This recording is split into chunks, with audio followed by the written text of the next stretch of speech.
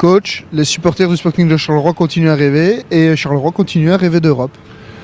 Oui, c'est l'objectif, hein, c'est de rester concerné jusqu'au bout et je pense qu'aujourd'hui on a mis les ingrédients pour voilà, espérer encore décrocher une place européenne, même si parce que je pense que les gens oublient aussi le trajet il est encore très très long, qu'on termine 4e ou qu'on termine 5e, le trajet il est très très long. Après, il y a l'honneur de ne pas terminer dernier dans ces playoffs et ça c'est déjà important.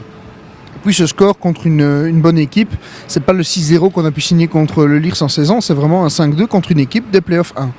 Voilà, c'est un score assez marquant contre une équipe qui a fait aussi des bons résultats. Et il ne faut pas oublier qu'avant les playoffs, au moment où la phase classique s'est terminée, cette équipe était devant nous avec 2 points d'avance, si je ne me trompe. Les points divisés par 2, ça fait 1 point. Et que donc, voilà, on a, je pense, fait le travail dans ces playoffs avec beaucoup d'envie, avec un gros état d'esprit. Aujourd'hui, le Sporting a aussi soigné son goal average. Vous pensez que ça peut être important au final ? Ah oui, c'est très important. Si je ne me trompe, en cas d'égalité, c'est d'abord le nombre de victoires. Ensuite, c'est la différence de buts. Et après, c'est les buts marqués. Donc effectivement, ce résultat d'aujourd'hui, au-delà du fait qu'on a fait plaisir à tout un stade, peut effectivement nous être favorable éventuellement en cas d'égalité avec ou le Standard ou Courtrai, parce que rien n'est fini pour la 4e place. Est-ce qu'à un moment donné dans le match, vous vous êtes dit « Ok, là le score il est assuré, on va un peu les freiner pour en garder sous le coude pour jeudi » ? Je pense qu'il n'y avait pas eu de consigne spécifique par rapport à ça, parce que du bord du terrain, vous entendez ma voix, on a beau crier, mais bon, c'est pas évident de se faire entendre. Après, à la mi-temps, on avait mis des choses au point tactiquement, je pense qu'elles ont bien fonctionné. Et à partir du 4-2, les joueurs eux-mêmes ont géré le match.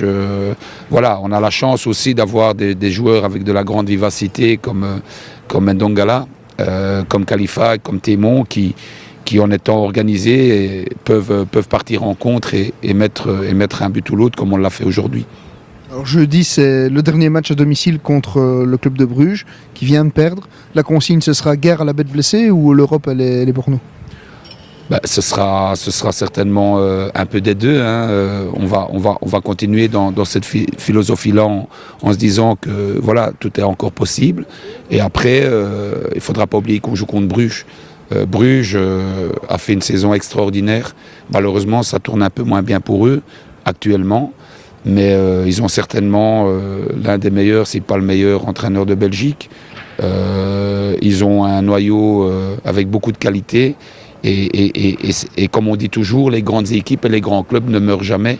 Et donc, ils auront certainement à cœur de prester autrement que ce qu'ils l'ont fait aujourd'hui et de s'accrocher peut-être à cette 3e ou 2e place, parce qu'il ne faut pas oublier que la 2e place, elle est qualificative pour la Champions League avec un tour préliminaire. Et donc, il ne faut pas croire que ça va aller sur des roulettes jeudi. Il ne suffira pas de rêver pour faire un bon match, il faudra prester.